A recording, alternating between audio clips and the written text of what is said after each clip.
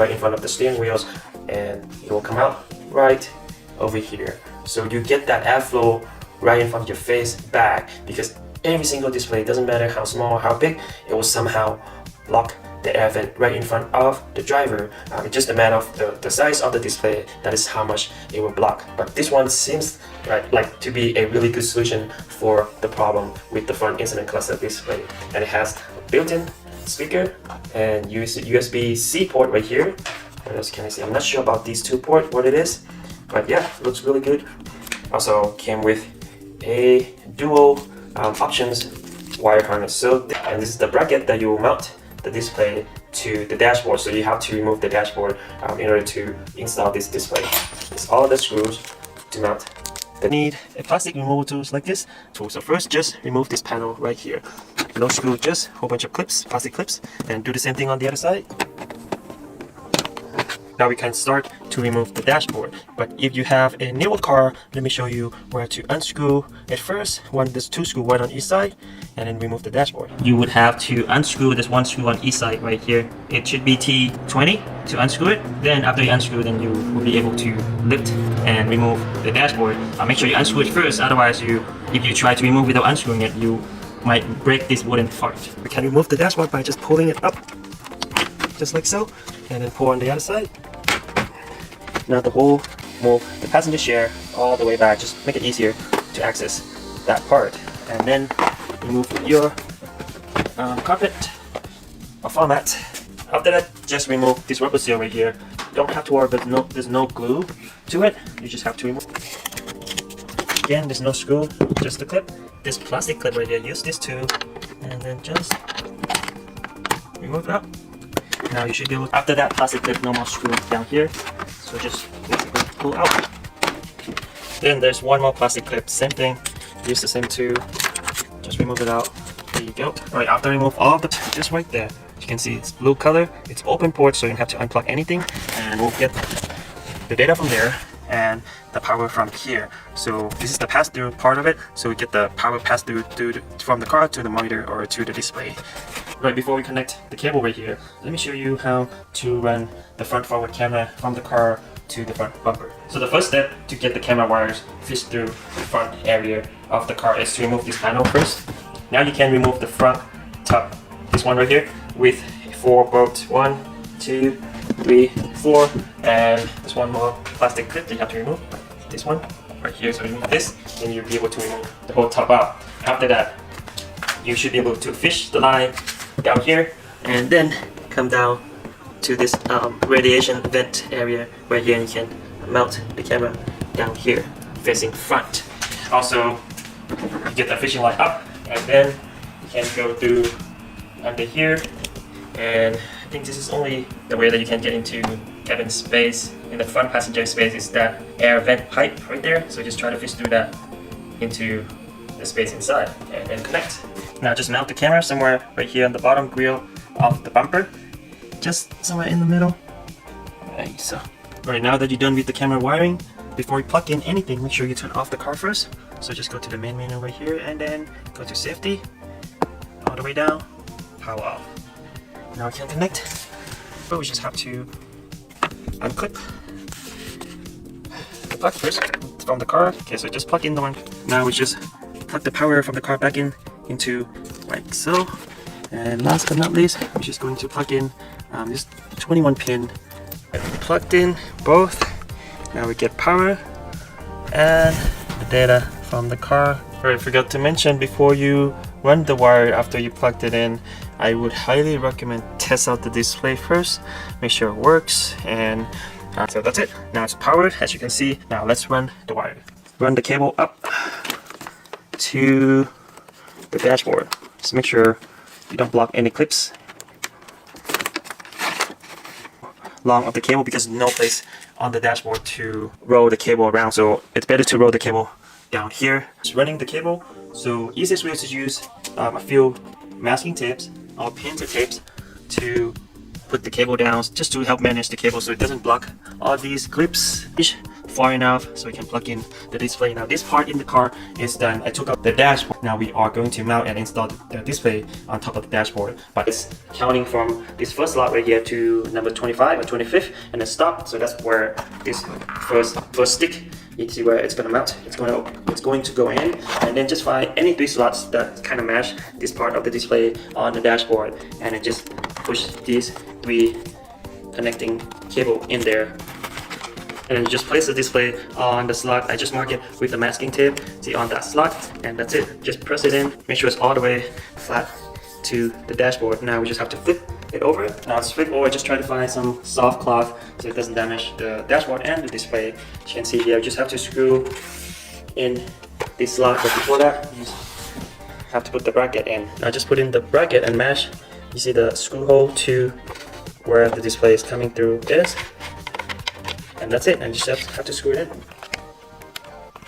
Now I'm done with the display on the dashboard installation. Now let's install this whole dashboard attached to a display in my Tesla Model Y.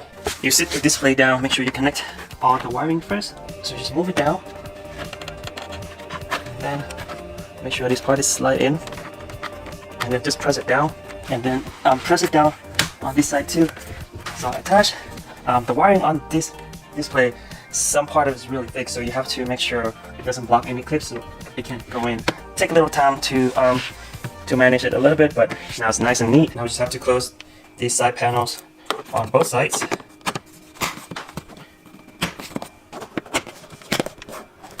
Alright, I'm done with the installation. Looks really good so far. Let me show you how it looks in my Tesla Model Y.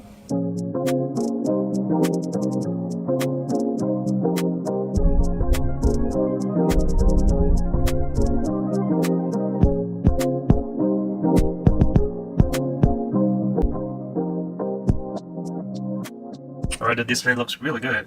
As you can see, the display shifted a little bit taller to accommodate the air vent on the bottom here. Before I show you anything on the display, let's test the air vent first. So this is the whole reason why this display is different from the rest of the display. So, you know, a lot of people complain about you not getting air vents or this display. Any display would somehow block the air vent from here for sure. It's just, you know, physics, it's easy physics. And here, it's on right now, it's on right here. See, I'll just put it far away first. So this is in front of my face, right there. So you can get AC right in front of my face now, even with the 9-inch. Let's go through the main menu. To select the main menu, if you are in park, you just on the steering wheel button on the right, push to the left and hold, and then you go to the main menu. But if you are on the drive or neutral, you can just select, scroll down, up or down, and select the setting or set up, and then press to the right, and then you go to the main menu. Now let's see what you can do on the setting here. You can use the scroll wheels on the steering wheel button to select and up or down, or you can use the touchscreen to language, time zone, the temperature unit, hour system for the time, and you can turn off and on the speed limit, and then change the tire pressure unit, the color of your car, day mode and night mode, and then the brightness. So if you select follow here, you can also select follow on the brightness, so it's follow whatever the brightness on the main display of the car is. And then class switch, so this one is just extra function, really gimmicky. It's basically when it's on, when you start to drive a car, it will change to flat mode for like probably 10 seconds and then go back to the normal screen. And the OTA upgrade or update, and you can turn on and off front camera, of course, and then audio output, power amplifier, original Bluetooth, and then this is for the Apple CarPlay. You can either do the split screen or full screen. That's it on the main setting. And to go back, just press return, and then you go back to the main menu. You can see I set the time to match my current time right now, and this is when you park. You have all the lighting warning on the left, and then the seatbelt warning on the right, time in the middle, and the car status in the middle. You can see if you open the door, open the trunk, it'll just show on this display, and your odometer is right here, temperature, and battery percentage, and the battery status, range on your battery. Now if you were to shift to neutral, I mean in the garage, so I just shift to neutral for safety. Now this one is one of the UI. There are 3 different UIs. All the UIs will have mainly, all the lights and important information on top and bottom of the display, and this is the region and power and the gear selection. So this one, I think all of the UI will show the lane turn when you turn the car. Let me show you real quick. And also, of course, this menu on the left. So just scroll the right button, steering wheels up and down, it will change the menu. You can select CarPlay, Android Auto, theme, so that's to change different UI, and the setup. And you can go back to the distance, following distance on the autopilot, the PSI or the tire pressure status on the left. You have speedometer on the right and the speed limit here. So let me show you what it means when I turn the steering wheels. That lane in front, in the middle with the car status will turn. See, I'm pressing the brake right now, so the car's chewing, I'm braking. And also when you are driving at night, you see the lights on, so it's showing pretty much real time the status of the car. So if I turn the steering wheels, as you can see, the lane on the display UI also turn either left or right there.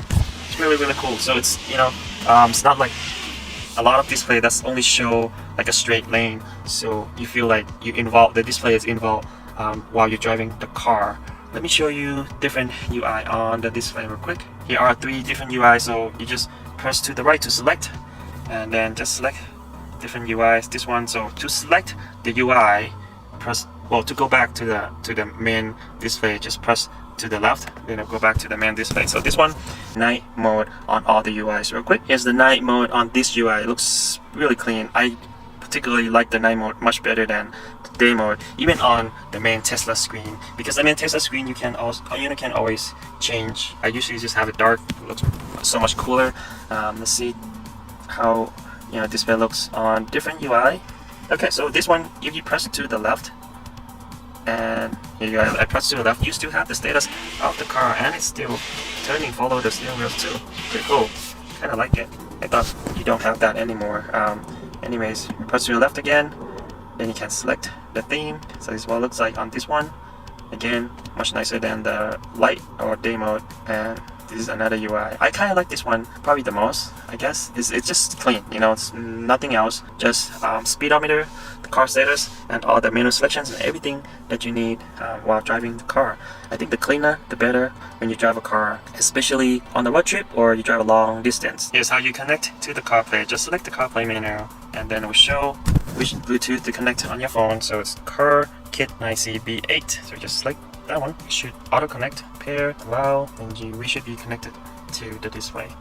Here we go. It's connected right now. As you can see, you can use any of the app that you have on your phone. That is, of course, have to be compatible with the CarPlay. You can use touchscreen or the steering wheel button to select. A lot of people like either Google Maps or ways to use on the map. So this is what it looks like, the CarPlay with split screen. So you still have all the information right here to the right, and then your CarPlay to the left.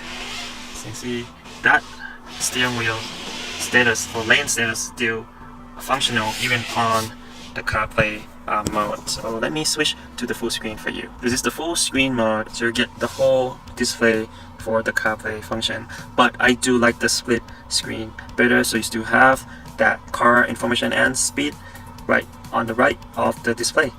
To go back to the main menu, always press to the left, and then you go back to the main display. To use or engage or activate the front forward camera, just press and hold the right steering wheels and or switch. So if you are on the split mode on the CarPlay, this will show this much, but if you are on the full screen mode on the CarPlay, then the camera will show the full screen. Let me show you.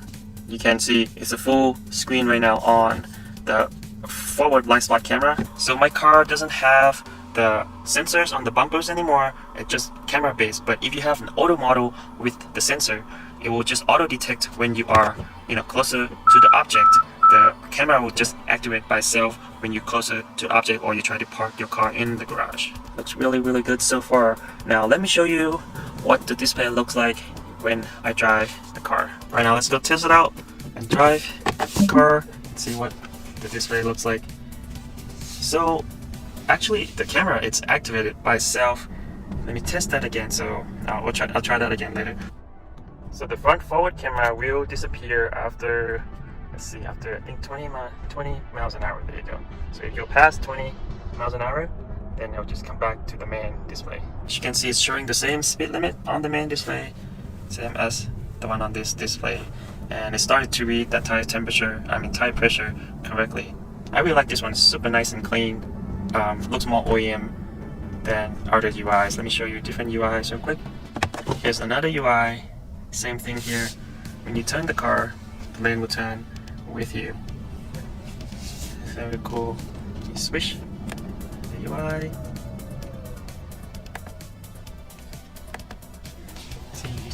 So this UI used to have that option of the car status. I kind of like this UI too. It will be much better if it doesn't show that horsepower or HP. It would just show different information, more useful information.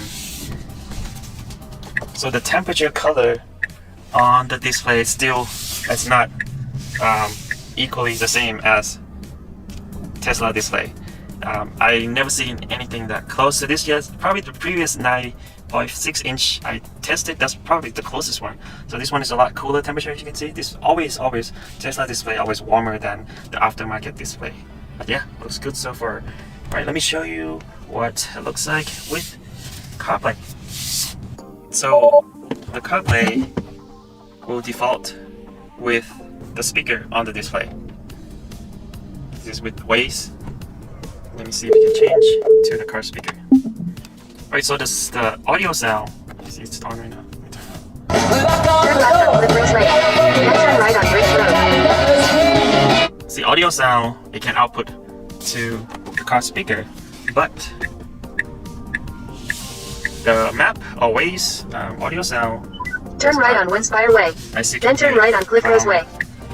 The display speaker, but the display speaker quality is really good. Actually, much better than most of the speakers that I have right tested on Windspire Way. Now let me show you what it looks like when I drive and use autopilot. And here what it looks like when you put the display or when you put the car in autopilot. You can see there's an autopilot indicator on the display, and then the lane turn to blue. So when you are on autopilot, this button will be disabled to control the display, so it doesn't mess up with the autopilot control. So you can change the speed of the limit on autopilot, and it also has the autopilot warning. As you can see, it's blinking blue right now, just like the same as the main display. The autopilot also show when you are on the Carplay mode on the right side of the display.